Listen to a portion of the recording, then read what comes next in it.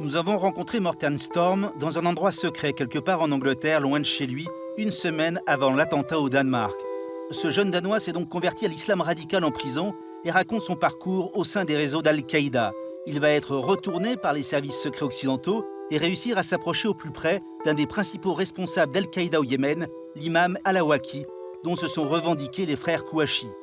Ce qui rend ce récit unique, c'est le nombre considérable de preuves, de mails et de vidéos qu'a pu apporter cet agent double qui est aujourd'hui en danger de mort depuis qu'il a révélé son histoire. Deux images résument votre vie. L'une, c'est vous manifestant devant l'ambassade des États-Unis à Londres. Et la deuxième image, 8 ans plus tard, c'est votre photo qui sert de cible pour Al-Qaïda en Syrie. Absolument. Je suis sur la liste des personnes à abattre pour Al-Qaïda. Donc on va raconter votre histoire. Vous êtes un jeune Danois, plutôt fêtard, qui aime le hard rock. Je n'avais pas de famille, pas de guide, rien à quoi me raccrocher. Comme j'étais frustré, j'ai essayé de me réaliser à travers un gang de motards, les Bandidos. Et plus tard, je me suis trouvé grâce à la religion. C'est comme ça que je suis devenu musulman. Je crois que vous avez passé vos 19 ans en prison. Oui, pour des bagarres. Et malheureusement, je me suis souvent retrouvé derrière les barreaux. Expliquez-nous comment un jeune occidental comme vous, avec une tête de viking comme vous, peut être à ce point-là fasciné par le livre du Coran et d'un seul coup trouver un sens à sa vie. Ce n'est pas simplement en lisant le Coran, mais c'est aussi en découvrant la vie du prophète Mahomet. Ça m'a donné d'un seul coup un modèle de vie. Je n'avais plus besoin désormais de décider de quoi que ce soit. Tout était écrit pour moi. C'était comme un logiciel qu'il vous suffisait d'installer en vous et qui vous évitait de penser par vous-même. Mais plus je pratiquais, plus je m'engageais dans l'idéologie salafiste, plus je me remplissais de haine. J'ai tourné le dos à mes amis, car ils étaient des mécréants. J'ai quitté ma famille, car ils n'étaient pas musulmans. Et puis j'ai rencontré quelqu'un à la mosquée de Regent Park à Londres, qui prônait cette idéologie. Un salafiste? Oui, un salafiste. Et c'est lui qui m'a envoyé au Yémen. Qui vous offre le voyage au Yémen, puisque vous n'avez pas d'argent? Des Saoudiens. Il y avait une sorte d'accord entre le gouvernement d'Arabie Saoudite et cette mosquée à Londres pour envoyer des gens étudier cette idéologie, là-bas. Donc vous apprenez l'arabe, vous passez presque un an au Yémen. Le 11 septembre va arriver, vous allez fêter ça. Oui, c'est vrai. Vous étiez heureux ce soir-là? Oui, d'ailleurs, nombreuses sont les familles qui ont appelé leur fils Oussama, à commencer par moi. Et effectivement, vous avez eu un enfant avec de femmes musulmanes, évidemment, et vous l'avez appelé Oussama. Oui, mais je n'ai pas eu le choix, et malheureusement maintenant, je ne peux plus rien y faire. Vous allez avoir un seul rêve, devenir djihadiste. Pour un musulman extrémiste comme moi, lorsque j'étais musulman, c'était la seule voie possible. Donc le djihad, oui. On était djihadiste et on rêvait d'être martyr. Oui, bien sûr. Tous ceux qui croient à cet islam radical pensent que la plus haute place au paradis est réservée aux martyrs. Mais vous, personnellement, est-ce que vous pensiez qu'effectivement, en mourant comme un martyr, vous alliez découvrir des vierges au paradis, par exemple? Ce qui fait partie de la propagande. Oui, tout à fait, complètement. En tout cas, vous avez décidé de partir en Somalie, vous allez vous équiper militairement pour partir en Somalie. Pour moi, le djihad était tellement important, c'était un peu comme si on me proposait de participer à la Coupe du Monde.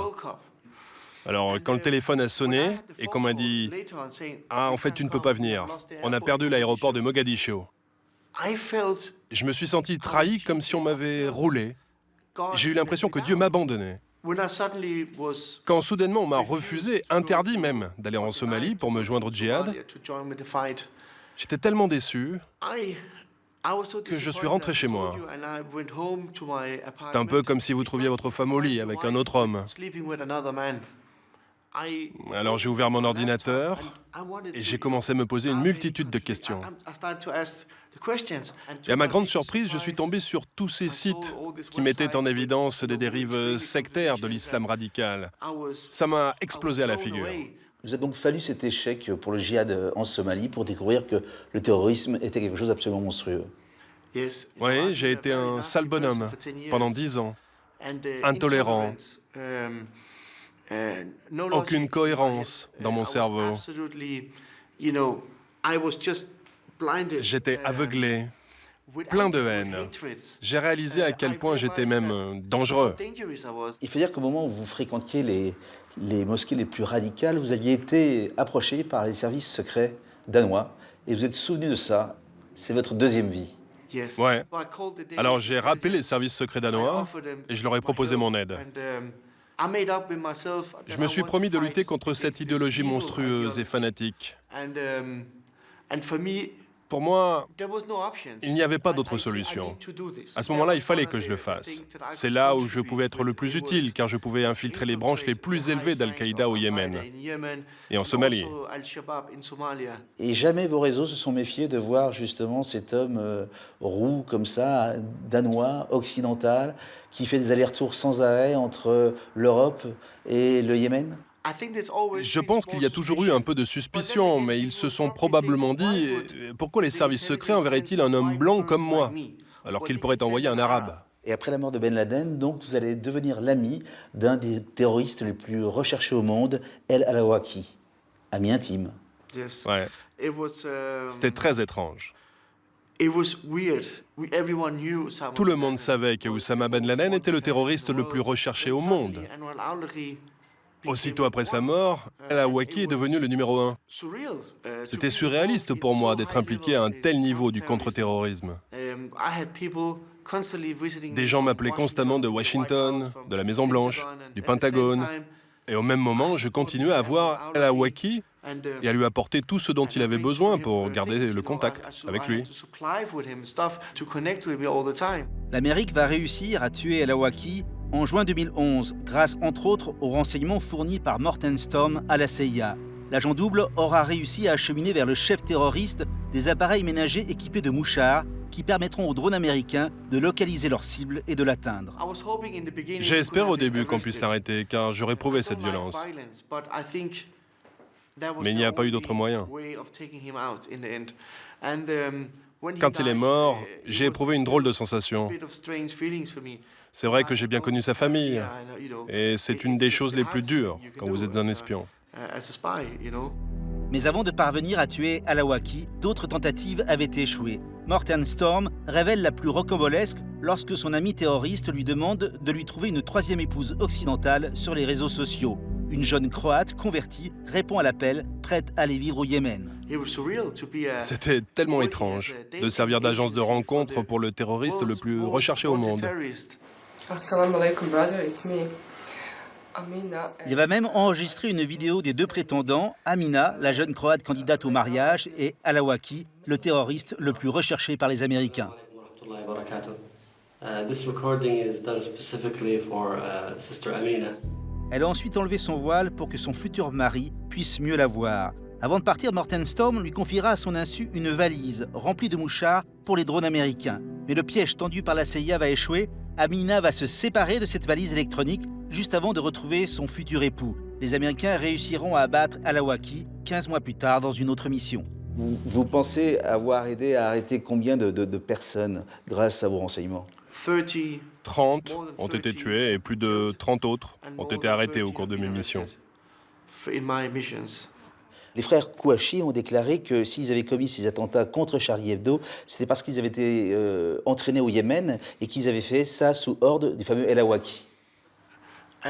Dans ce cas précis, c'est Al-Awaki et son organisation qui ont tout financé, planifié. Ils ont donné l'ordre de mener à bien cet assaut terroriste. Pourquoi c'est si intéressant pour Al-Qaïda de récupérer des Occidentaux comme vous, tout frais ? C'est vital, c'est extrêmement important pour Al-Qaïda, pour Daesh ou l'État islamique, de compter parmi eux des gens avec des passeports étrangers qui viennent grossir leur rang. Pour les mêmes raisons que celles qu'on a vues en France, avec l'attentat de Charlie Hebdo. C'est exactement ce dont ils ont besoin. Des étrangers comme moi qui peuvent ensuite retourner en Occident et frapper très fort, par tous les moyens. Et Al-Awlaki m'a demandé en personne, et j'ai des emails qui le prouvent, de recruter de jeunes occidentaux avec des passeports en règle pour venir s'entraîner au Yémen, avant de retourner chez eux pour mener des opérations. C'est un fait. J'ai la preuve, noir sur blanc, que c'est bien ce qu'Al-Qaïda veut. Un jour, vous avez décidé de baisser le rideau, d'arrêter. Pourquoi? J'ai eu peur. Un agent de la CIA m'a averti que ma vie était en danger et que je serais tué lors de ma prochaine mission au Yémen.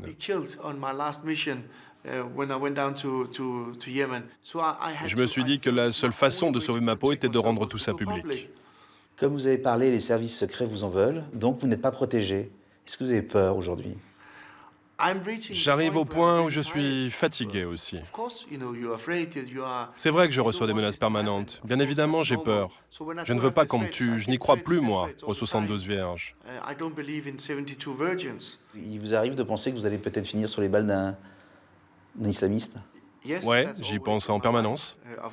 Je sais que je suis en haut de leur liste et qu'ils veulent me tuer.